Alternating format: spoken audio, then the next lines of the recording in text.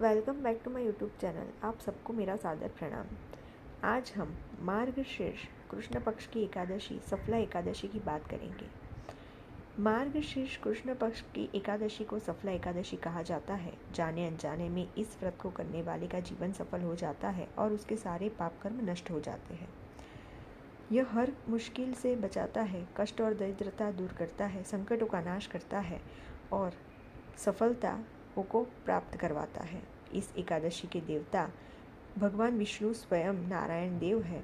इस एकादशी की कथा यह है कि त्रेता युग में चंपावती नगरी में राजा चंद्रचूड़ राज्य करते थे। राजा बहुत अच्छे और दयालु थे। इस राजा का एक पुत्र था, उसका नाम चंद्रभान था। इस कुंवर को बचपन से ही बुरी संगत मिल गई, उसी कारण वो बुराई का भंडार बन गया।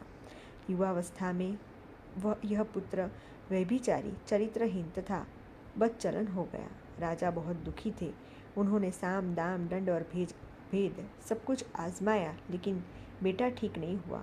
अंत में उन्होंने पुत्र से त्रस्त होकर राजा चंद्रचूड़ ने दुखी मन से अपने पुत्र को देश से निकाल दिया। बदमाश बेटे ने पेट भरने के लिए चोरियों का सहारा लिया। वह अक्सर चोरी करते हुए पकड़ा जाता था, लेकिन सिपाहियों को दया आ जाती और वे उन्हें छोड़ देते थे। धीरे धीरे कुंवर की हालत बिगड़ती चली गई। पहनने के लिए ना कपड़े बचे, ना ही खाने के लिए कुछ खाना ही रह गया। इसलिए वह जंगल में चला गया और एक पीपल के पेड़ के नीचे सो गया। पीपल के पेड़ के ऊपर सप्तर्षि ऋषियों का वास था। साथ ही जिस दिन वह पीपल के पेड़ के नीचे सो गया, उस दिन मार्गशीर्ष कृष्ण वत की एकादशी थी। वह कुमार दिन भर भूखा प्यासा रहा। रात भी उसकी ऐसे ही बीत गई। इस प्रकार जाने अनजाने में उसने एकादशी का व्रत कर लिया। प्रातःकाल वह कुमार उठा। कई दिनों तक स्नान न करने के कारण उसका शरीर मैला हो गया था।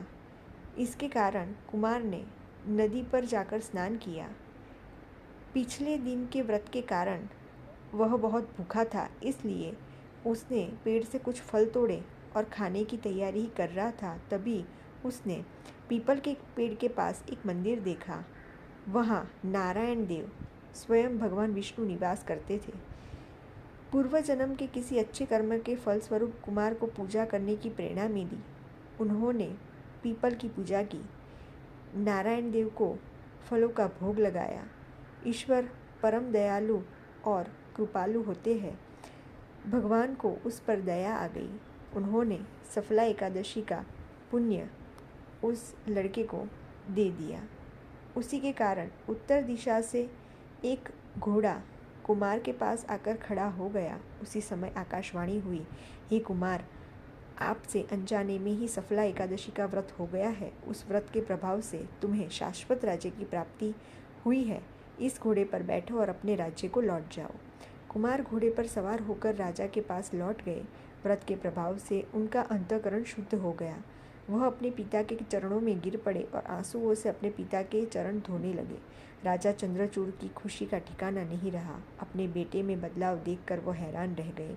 कुछ ही समय में कुमार ने लोगों का दिल जीत लिया। उनकी प्रसिद्धि चारों ओर फैलने लगी।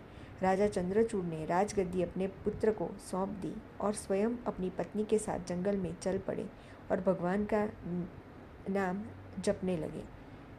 यदि अनजाने में व्रत के ऐसा फल प्राप्त होता हो, तो अगर जो पूर्ण विश्वास और श्रद्धा के साथ इस व्रत को करने वाले को हर एक सफलता प्राप्त होए, उसमें कोई संदेह नहीं है। अगर आपको मेरा ये वीडियो अच्छा लगा है तो जल्दी से मेरी चैनल को सब्सक्राइब कीजिए, लाइक कीजिए और इसे शेयर कीजिए। नमस्कार।